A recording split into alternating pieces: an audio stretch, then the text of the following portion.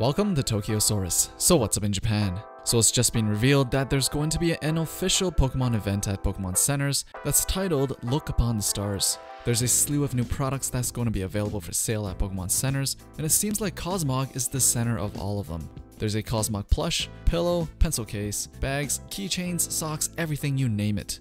The pattern is also very much the same on all of them, seemingly taking the stars and constellation theme and running with it along with the occasional Pikachu.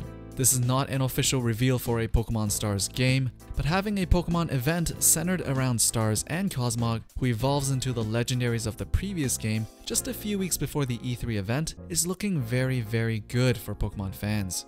Game Freak has done this before with their previous games, teasing their upcoming games a little bit before E3. For example, with Omega Ruby and Alpha Sapphire, they announced it through CoroCoro right before E3 in 2014.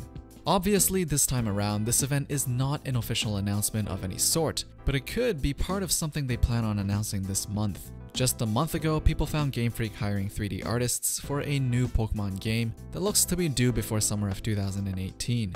Whether or not this is a brand new game or just a sequel to Sun and Moon remains to be determined, but looking at the history of Pokemon games, it is more possible that we're going to see a sequel to Sun and Moon. But then again, they did not make a sequel to X and Y, so nothing is really set in stone. According to the initial anonymous leak that started this whole thing, Pokemon Stars was said to be an HD version of Pokemon Sun and Moon on the Nintendo Switch, and will also feature some new Pokemons in the game. This seems to be the most plausible plan for Game Freak, as they won't have to spend their resources creating so many new assets and can just focus on making the gameplay smooth for the Switch, while probably adding some new features that take advantage of the Switch's Joy-Cons. I for one would love to feel the HD rumble of a Pokeball shaking while you're trying to catch Pokemon. If you don't think Game Freak or the Pokemon Company knows about the rumors regarding Pokemon Stars online, you are delusional.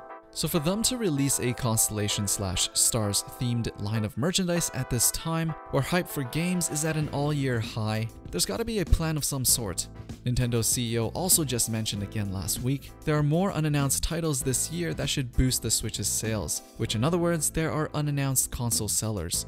What's on top of the list of console sellers? Let's see. Pokemon and Monster Hunter. Seeing how there's pretty much no clues from Capcom of a Monster Hunter for Switch yet, it's more likely that we're gonna see an announcement for Pokemon on the Switch before an announcement for Monster Hunter on the Switch happens.